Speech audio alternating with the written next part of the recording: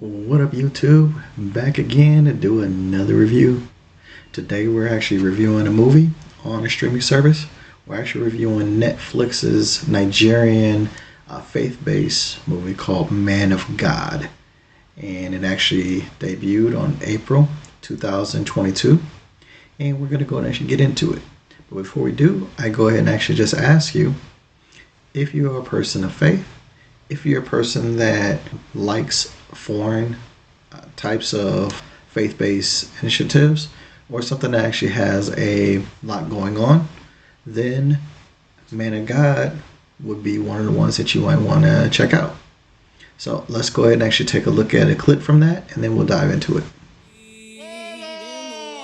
Let the aeroplane of my enemy crash into the sea. One day I will leave this house and I'll never return.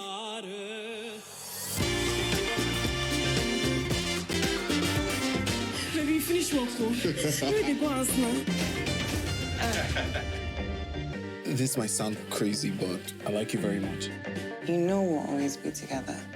I just heard from God. He told me to get into ministry, just like my father. Praise the Lord. Today, we're going to be talking about money. I need money. I need a lot of money. You are under investigation. I cannot let that murderer get away with my sister's death. The pressure to just be that person that everyone wants you to be, that man of God, it was too much. There is no smoke without fire. Don't! What kind of business are we into? I thought that you were redeemable. You have very little time to change your ways.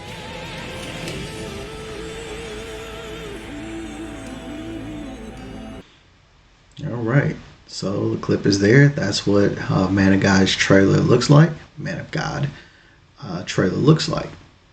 So before we get into breaking it down and seeing if it's the type of movie for you, I'm just going to ask you to go ahead and actually click like, subscribe, share, all that kind of good stuff so that I can continue to bring you reviews so that you know what's worth your time and what's not.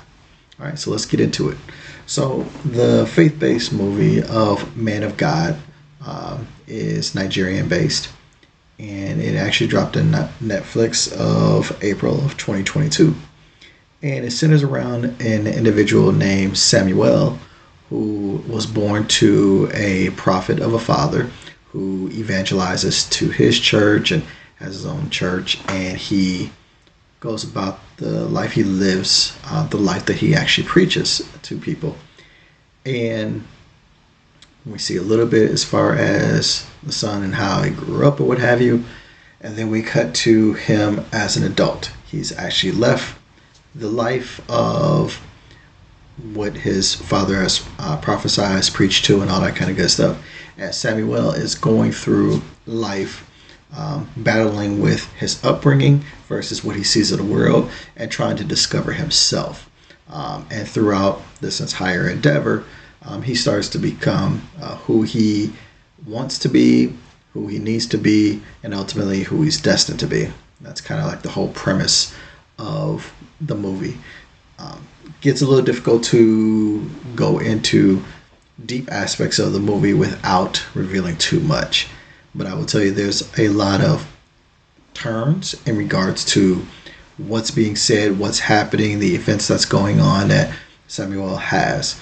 He also has, deals with career choices, money, women, relationships, and his faith and his family. All that kind of good stuff is all scritched into there. And this is a movie that was made, that you could tell that's made with the intent of lean heavily into faith and make someone, really kind of decide who they are internally, and what have you. So breaking it down as far as the good, the bad, the ugly, and all that kind of good stuff of the movie, I will tell you there's no stars of notes in there. I read looking at the faces and what have you, I didn't recognize anybody in there.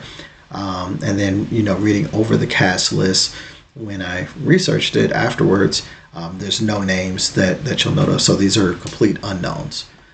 I would almost equate this, for better or worse, of very much like a if you ever watched like a Left Behind series with Kirk Cameron. There's a faith-based company that makes a lot of movies or what have you. So it's kind of in the realm of that foreign compartment of it that is of the Nigerian culture, and trying to navigate that and kind of really understand where they're coming from. And to that end, there is some difficulty in probably understanding everything about this movie, because I think there is some culture dissonance that happens between us as watching it in America versus how Nigerian public would take it. So it's a different kind of movie from that aspect. The things that I liked about it, to be honest, there's not a lot that I enjoyed about it. The acting by the young lady that played Teju, I will not attempt to pronounce people's real names because I will murder their names, and I don't want to disrespect them that way. The main love interest, so to speak, in this movie, Teju, she actually reminds me almost of like Queen Latifah when she was first starting acting, but she has that quality about her, and honestly, she looks a lot like Queen Latifah and what have you. So I think she does a pretty good job of being, because she's in the majority of the movie outside of the main protagonist Samuel, and she actually does a pretty good job. The other character, the prophet, the father, in the beginning of the movie and the end of the movie, so there's not a lot for him to work on, but I believe him of who he is, and he kind of plays that character very well, and I was convinced. All the other acting jobs in this movie were either very basic, pedestrian portrayals, or they weren't acted very well, or they suffered from the script. The script writing, I think, is the biggest thing that we have an issue here. The movie was 111 minutes long. That's from beginning to end of credits. And there's a lot going on here, and not a whole lot of explanation given of how we got to there. We're just moving to the next thing. We don't explain a whole lot. There's time dilations of moving from months to years, and we're just thrown into it. We're supposed to figure it out. This is where we're at now, and what's happened between this, I don't know. We'll have to try and catch up, try to figure it out. And so the script writing was weird as far as the pacing. You don't know exactly what's going on. You just know that something's happening. We're moving to the next thing, and it's happening. The dialogue is stilted in majority of the scenes. So these actors who did an okay job or not a good job, a lot of it has to do with what dialogue that they were forced to deliver. And there's not a lot for them to work on. I don't know if the director also had a whole lot to give and telling people how to bring emotion or how to bring the lines to life or what have you. So, and I'm not super critical when it comes to like acting or anything like that. I've never took a class or anything like that, but I do know that when you are acting in a movie, there's a certain delivery that makes me believe the story that's going on, makes me intrigued, makes me feel, what have you. It was lacking here, and I attribute probably a lot of that to the script. It was adapted from a book, so maybe we went a little bit too literal with that. I'm not entirely sure, but it just did not work. The story is it could be intriguing. It's kind of like a prodigal son returns type of story, and so on its merit, it could be the things that pull him away from his faith and things like that. There's validity to it. I mean, there's things that we can relate to, but in regards to if it's actually compelling and that we know what's going on, or we're given time to kind of sit with decisions that were made or kind of dramatize out to go and actually make us feel it. There's not a lot of that. We're so moving. The story is so condensed, and like I said, it's 111 minutes long, but in both ways, it feels like it wasn't long enough to explain stuff, but if it seems too long because things just are not there, it's not hitting. Probably the best thing for this movie is that the music and outfits of Nigeria, the clothing and the way that they carry themselves, and the music, they're all beautiful. The music is vibrant, whether they're portraying to you the music of the world or whether they're portraying music of their faith in the church. So both of them are very beautiful. The costumes are they're gorgeous and all that kind of good stuff. That's probably the biggest benefit that a person will get from this. Outside of that, the movie in and of itself just is not going to have a lot for you, just being honest about it. So what's the verdict?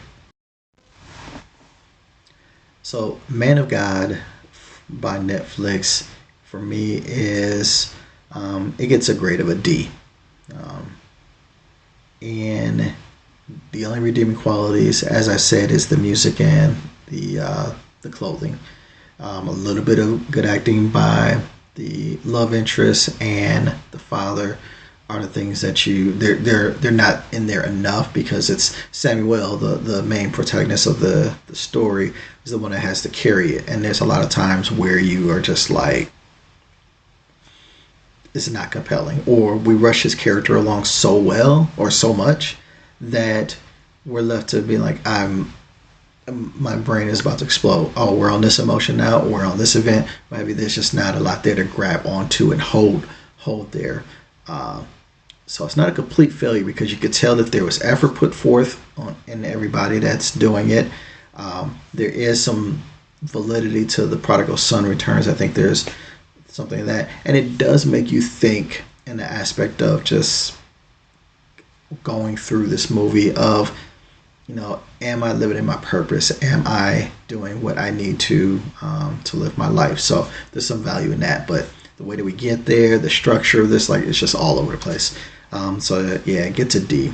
Who's it for? It's really made for Christians that are looking for a prodigal son type of story. If you like that type of story, you might get into it.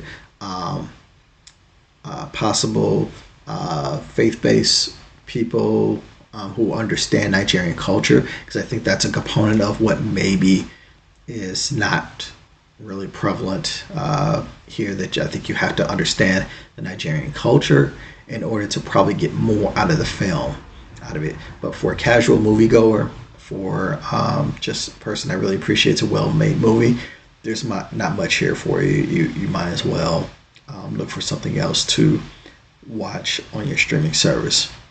So that is the grade for Man of God. If you stay for this long, I really appreciate you. This is what I want to continue to do. I will always review movies that come about. Usually try and get in chronological order so you can see if they're worth your time. If you like this review, click like, subscribe, share, all that kind of good stuff. Tell somebody about me or whatever, because we're going to continue to make these movies out there. We're almost up to 30 subscribers. Sounds awesome. We're going to keep on moving. So until next time I see you, take care of yourself.